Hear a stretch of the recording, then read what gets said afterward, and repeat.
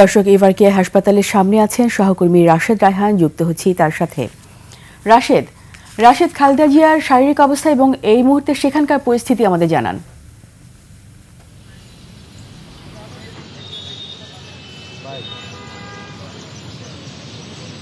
শুধু আসলে দিনের বদলটাই হচ্ছে, তারিখের বদলটাই হচ্ছে, নতুন দিন যোগ হচ্ছে। আজকে 17তম দিনের মতো সাবেক প্রধানমন্ত্রী এবং BNP chairperson Begum Khaleda Zia ever কেয়ারে চিকিৎসাধীন অবস্থায় আছেন। মেডিকেল বোর্ড তার চিকিৎসা পর্যবেক্ষণ করছেন। ডক্টর জুবাইদুর রহমান নিয়মিত আসা যাওয়ার মধ্যে রয়েছেন ধানমন্ডির বাসভবন এবং হাসপাতালে। আজকেও তিনি এখানে এসেছেন, গতকালকে এসেছিলেন। আজকে বিকাল 3:35-এর দিকে তিনি হাসপাতালে এসে প্রবেশ করেছেন এবং তিনি প্রতিদিনই প্রায় 11টা পর্যন্ত থাকেন। 11টার পর তিনি বের হয়ে যান। মেডিকেল বোর্ডের সভায় তিনি এখানে যে মেডিকেল বোর্ড গঠিত করা হয়েছে বেগম জিয়া চিকিৎসায় যারা তত্ত্বাবধান করছেন সেখানে তিনি অংশ নেন।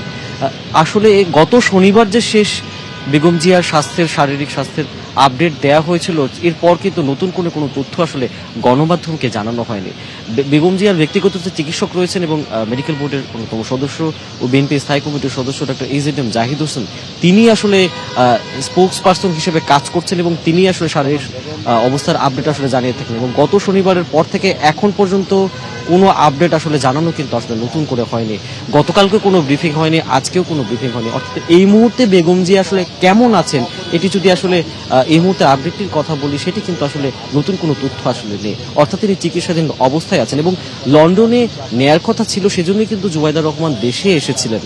গত শুক্রবারে কিন্তু তার ফ্লাই করার কথা ছিল, কাতার থেকে এয়ার অ্যাম্বুলেন্স আসার কথা ছিল। কারিগরি ত্রুটির কারণে সেটি আসলে আসেনি এবং শেষমেশ পরের দফায় তারিখ পিছিয়ে 7 তারিখ থেকে 9 তারিখ এবং আজকেও কিন্তু আসলে এয়ার অ্যাম্বুলেন্স দেশে আসার কথা, সেটি কিন্তু বাতিল হয়েছে এবং বেগম জিয়াকে দেশে রেখে কিন্তু এখন পর্যন্ত আসলে চিকিৎসা করানো হচ্ছে এবং আজকে আসলে স্বাস্থ্যের ব্যাপারে নতুন করে ব্রিফিং করা হবে কিনা সেটি এখন পর্যন্ত আমাদেরকে জানানো হলো। এই ছিল আমার থেকে এবার কেয়ার হাসপাতালে বেগম জিয়ার শারীরিক অবস্থার সবশেষ খবর।